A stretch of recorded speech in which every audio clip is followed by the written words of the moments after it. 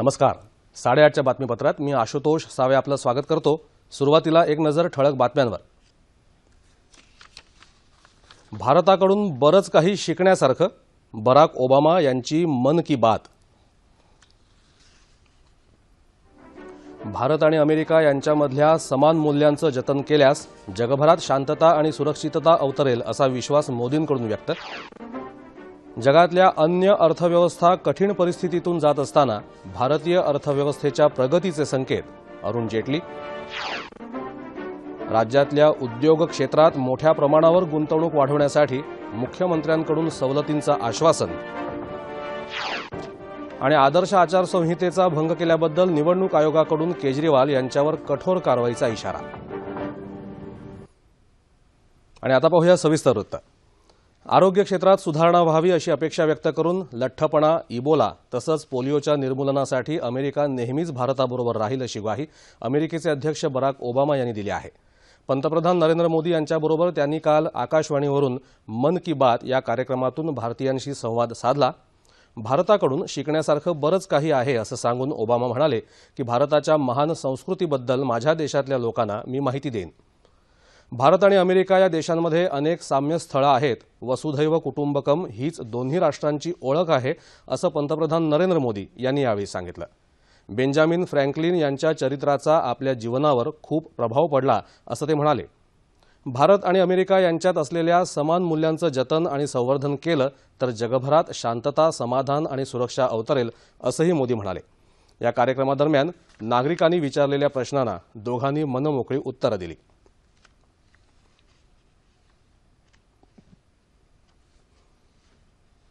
जगात जिथे धार्मिक सहिष्णुता आणि आदरभाव नसतो तिथे हिंसाचार आणि दहशतीचा जन्म झाल्याचं आपल्याला दिसतं. त्यामुळे सर्व जगानं एकत्रित येऊन या विभाजनवादी शक्तींचा बिमोड करणं गरजेचं आहे असं मत अमेरिकेचे अध्यक्ष बराक ओबामा यांनी व्यक्त केलं. नवी दिल्लीत सिरी फोर्ट सभागृहात काल झालेल्या कार्यक्रमात ते बोलत होते. संयुक्त राष्ट्रांच्या सुरक्षा परिषदेचं स्थायी सदस्यत्व भारताला मिळावं यासाठी अमेरिकेचा पाठिंबा आहे असंही ओबामा म्हणाले. अण्वस्त्ररहित जग निर्माण करण्याची सर्वांचीच जबाबदारी आहे असंही त्यांनी सांगितलं. ओबामा यांनी भाषणात सैन्यदलातल्या स्त्री शक्तीचा गौरवपूर्ण उल्लेख केला. ज्या देशातल्या महिला प्रगती करतात तो देश प्रगती करतो असंही ओबामा म्हणाले.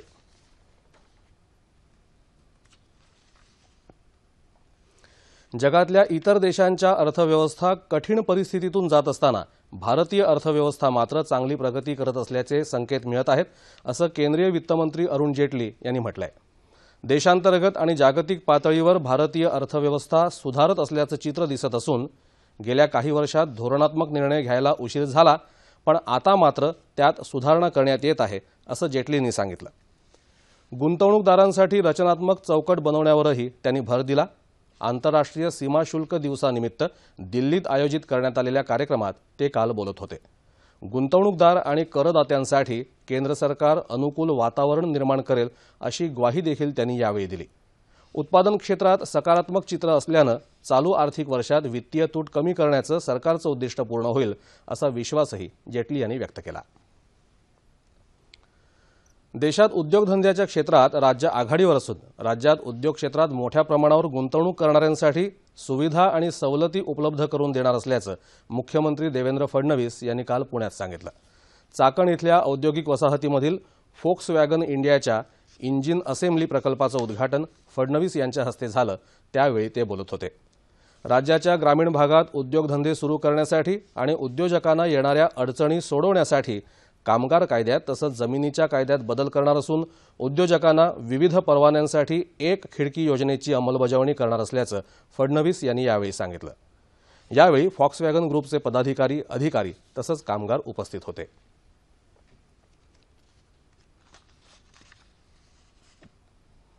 अमेरिकेचे अध्यक्ष बराक ओबामा भारताचा दौरा आटपून सौदी अरेबियाला रवाना झाल्यावर काही तासातच अतिरेक्यांनी जम्मू काश्मीरात पुन्हा डोकं वर काढलं. पुलवामा जिल्ह्यातल्या त्राल भागात सुरक्षा रक्षकांबरोबर झालेल्या चकमकीत काल हिजबुल मुजाहिदीन या दहशतवादी संघटनेचे 2 अतिरेकी ठार झाले. आदिल खान आणि शिराज दार अशी या अतिरेक्यांची नावं आहेत. मात्र या चकमकीत लष्कराच्या कमांडिंग अधिकाऱ्यासह एक जवान शहीद झाला. कर्नल M राय असं शहीद अधिकाऱ्याचं नाव असून त्यांना परवाच युद्धसेवा पदक या शौर्य पुरस्कारानं गौरवण्यात आलं होतं. त्राल भागात हे अतिरेकी लपून बसल्याची खबर सुरक्षा दलानं लागल्यानं त्यांनी इथं शोध मोहीम सुरू केली होती. त्यांच्याकडून मोठ्या प्रमाणावर शस्त्र आणि दारुगोळा जप्त करण्यात आला आहे. आपल्या भारत दौऱ्यादरम्यान घुसखोरीचा किंवा दहशतवादी हल्ल्यांचा प्रयत्न पाकिस्ताननं केल्यास त्याचे गंभीर परिणाम होतील या अमेरिकेच्या धमकीला आपण जुमानत नसल्याचंच पाकिस्ताननं आपल्या मुजोर कृतीतून दाखवून दिलं आहे. भाजपा किंवा काँग्रेसनं पैसे दिले तर मतदारांनी ते घ्यावेत, पण मत मात्र आम आदमी पार्टीलाच द्या असं सांगणाऱ्या अरविंद केजरीवाल यांना केंद्रीय निवडणूक आयोगानं सक्त ताकीद दिली आहे. केजरीवाल वारंवार करत असलेल्या टिप्पणीची केंद्रीय निवडणूक आयोगानं गंभीर दखल घेतली असून यापुढे असं भाष्य करू नये असं केजरीवाल यांना बजावण्यात आलं आहे. जर या आदेशाचं उल्लंघन केल्याचं आढळलं तर कठोर कारवाई करण्यात येईल असं निवडणूक आयोगानं म्हटलंय. भाजपा आणि काँग्रेसनं केंद्रीय निवडणूक आयोगाकडे केलेल्या तक्रारीनंतर केजरीवाल यांना हे आदेश देण्यात आले आहेत. ओबामांचा भारत दौरा आपल्या हिताचाच आहे, पण त्यांच्या पक्षाचा अमेरिकेतल्या दोन्ही सभागृहांमध्ये पराभव झाला, त्यामुळे भारतात त्यांनी घेतलेल्या निर्णयांबद्दल काळजी वाटते असं राष्ट्रवादी काँग्रेसचे अध्यक्ष शरद पवार यांनी म्हटलंय. अहमदनगर इथं काल झालेल्या एका पत्रकार परिषदेत ते बोलत होते. राज्यातलं सरकार केवळ जाहिरातबाजी करणारं आणि कोणतीही विधायक योजना नसलेलं सरकार आहे अशी टीकाही त्यांनी केली. सरकार पक्षाचेच लोक त्यांच्या विरोधात संघर्ष करत आहेत, असं जगावेगळं सरकार आपण कधी पाहिलं नाही असंही पवार यांनी यावेळी नमूद केलं. विद्यार्थी दशेत असतानाच स्वावलंबन, सामाजिक भान, जाणीवा, त्याग, संस्कारांचं महात्म्य रुजवण्याच्या दृष्टीनं राष्ट्रीय सेवा योजना शिबिराचं महत्त्व अनन्यसाधारण आहे. त्याच अनुषंगानं यवतमाळमध्ये अशा शिबिरांचं आयोजन मोठ्या प्रमाणात होते. यवतमाळ जिल्ह्यामध्ये काही महाविद्यालये एकत्र येऊन राष्ट्रीय सेवा योजना शिबिरांचं आयोजन करत आहेत, जेणेकरून महाविद्यालयीन विद्यार्थ्यांच्या सामाजिक जाणीवा प्रगल्भ व्हाव्यात. राष्ट्रीय सेवा योजना अर्थात NSSची ही निवासी शिबिरं आहेत. प्रत्येक शिबिरात 70 ते 100 विद्यार्थ्यांचा सहभाग असतो. यासाठी एखादं गावखेडं दत्तक घेतलं जातं आणि तिथे शिबिर भरवण्यात येतं आणि मग हे गाव समस्यामुक्त केलं जातं. सकाळी प्रार्थना, योगासनं झाल्यावर प्रभात फेरी काढून त्यात जनजागृती करण्यात येते. त्यानंतर ग्रामस्वच्छता केली जाते. पाणी अडवा, पाणी जिरवा ही घोषणा देत अनेक बंधारे बांधण्यात येतात. पूर्वीच्या शिबिरांमध्ये बांधलेल्या बंधाऱ्यात आता पाणीही साचलेलं आहे. त्याचबरोबर शौचालयांची बांधणी, वृक्षारोपण इत्यादी कार्यक्रम राबवले जातात. मला असं वाटतं की प्रत्येक विद्यार्थिनींनी राष्ट्रीयच्या शिबिरामध्ये सहभाग घेतला पाहिजे. इथेच आपल्या दातृत्वाची भावना निर्माण होते आणि तसेच आपल्याला लोकसेवा, ग्रामसेवा करण्याची इथे संधी मिळते. आणि मी विद्यार्थिनींना परत एकदा सांगते की प्रत्येक विद्यार्थिनींनी या शिबिरामध्ये सहभाग घेतला पाहिजे. अशा शिबिरांमधून एकतेपासून स्वावलंबन, सहकार्य, देशाभिमान आणि सामाजिक जाणीवा वृद्धिंगत व्हायला मदत होते. राष्ट्रीय सेवा योजनेच्या माध्यमातून मी जे स्वप्न घेऊन या ठिकाणी शिबिर सुरू केलं होतं ते स्वप्न सफल झाल्याचं मला एक समाधान वाटत आहे.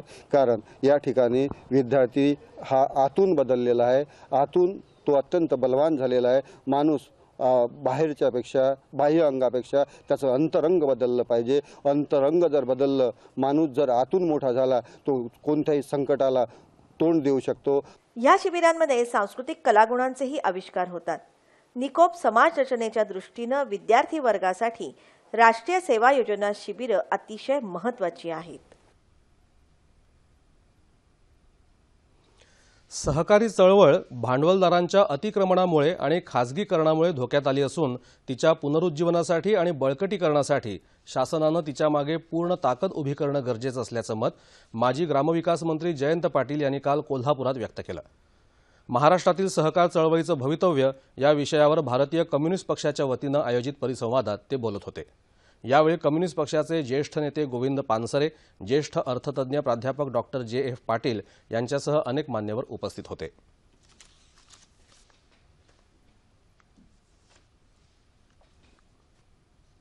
भारतीय स्वातंत्र्य चळवळीतले एक थोर स्वातंत्र्यसेनानी लाला लजपतराय यांची आज 150वी जयंती. पंजाबच्या लुधियाना जिल्ह्यात धुंढीके इथं त्यांचा जन्म झाला होता. लाला लजपतराय यांनी काही काळ वकिली केली. जातीपातींच्या भिंती तोडून इंग्रज सरकारविरुद्ध आवाज उठवणाऱ्या आर्य समाजाचा त्यांच्यावर प्रभाव पडला. आपल्या मागण्यांसाठी ते प्रचार करू लागले. भारतीय राष्ट्रीय काँग्रेसचे ते मुख्य नेता बनले। लाल बाल पाल अर्थात लाला लजपतराय, बाळ गंगाधर टिळक, बिपिनचंद्र पाल ही त्रिमूर्ती त्यावेळी जहाल नेते म्हणून ओळखले जाऊ लागले। या तिघांनीच भारताच्या स्वातंत्र्याची मागणी लावून धरली। 30 ऑक्टोबर 1928 साली लाहोर इथं सायमन कमिशन विरोधात आयोजित मोर्चामध्ये झालेल्या लाठी हल्ल्यात ते जखमी झाले, त्यातच त्यांचा मृत्यू झाला। शिवसेनेचे माजी ठाणे जिल्हा प्रमुख दिवंगत आनंद दिघे यांच्या जयंतीनिमित्त काल ठाण्यातल्या गडकरी रंगायतन इथं आनंद यात्रा या कार्यक्रमाचं आयोजन करण्यात आलं होतं। यावेळी पालघर जिल्ह्यातल्या जव्हार आणि विक्रमगड या तालुक्यातील आदिवासी विद्यार्थ्यांना आरोग्य साहित्याचं वाटप करण्यात आलं। या कार्यक्रमाला ठाण्याचे पालकमंत्री एकनाथ शिंदे, विद्यावाचस्पती शंकर अभ्यंकर, विधान परिषदेचे उपसभापती वसंत डावखरे उपस्थित होते।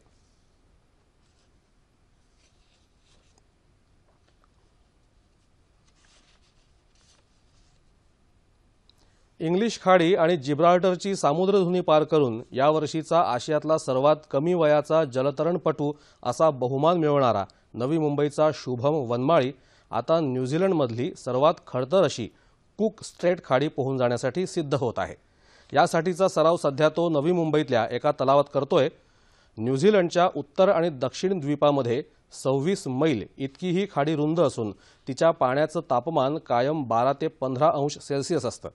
त्यासाठी नवी मुंबईतल्या या तरण तलावात सुमारे 15 टन बर्फ घालून त्या प्रकारचं वातावरण तयार करण्यात आलं आहे। मार्च महिन्यात शुभम ही खाडी पार करणार आहे। त्यानंतर अमेरिकेतल्या मॅनहटन द्वीप आणि कॅटलिन खाडी पोहून जाण्याचा मानस शुभमनं व्यक्त केला आहे।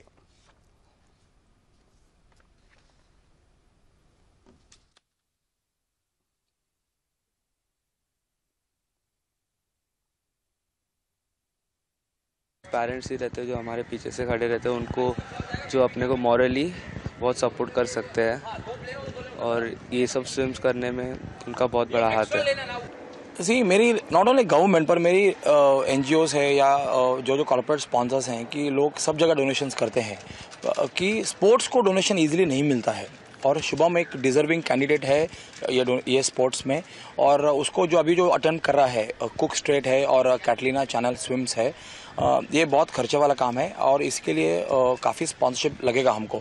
तो हमने बहुत स्पॉन्सर को रिक्वेस्ट है कि आप आए और शुभम का ट्रेनिंग भी देखें तो आप कन्विंस होंगे की शुभम जनरल डिझर्विंग है। आणि आता हवामान वृत्त। गेल्या 24 तासात कोकणातल्या काही भागात किमान तापमानात सरासरीपेक्षा किंचित घट झाली। मध्य महाराष्ट्र आणि विदर्भाच्या काही भागात मात्र किमान तापमानात सरासरीपेक्षा किंचित वाढ झाली आहे। राज्याच्या उर्वरित भागात किमान तापमान सरासरीच्या जवळपास होतं। येत्या 24 तासात संपूर्ण राज्यात हवामान कोरडं राहण्याची शक्यता वेधशाळेनं वर्तवली आहे। आणि शेवटी ठळक बातम्या पुन्हा एकदा। भारताकडून बरंच काही शिकण्यासारखं, बराक ओबामा यांची मन की बात। भारत आणि अमेरिका यांच्यामधल्या समान मूल्यांचं जतन केल्यास जगभरात शांतता आणि सुरक्षितता अवतरेल असा विश्वास मोदींकडून व्यक्त। जगातल्या अन्य अर्थव्यवस्था कठीण परिस्थितीतून जात असताना भारतीय अर्थव्यवस्थेच्या प्रगतीचे संकेत, अरुण जेटली। राज्यातल्या उद्योग क्षेत्रात मोठ्या प्रमाणावर गुंतवणूक वाढवण्यासाठी मुख्यमंत्र्यांकडून सवलतींचं आश्वासन।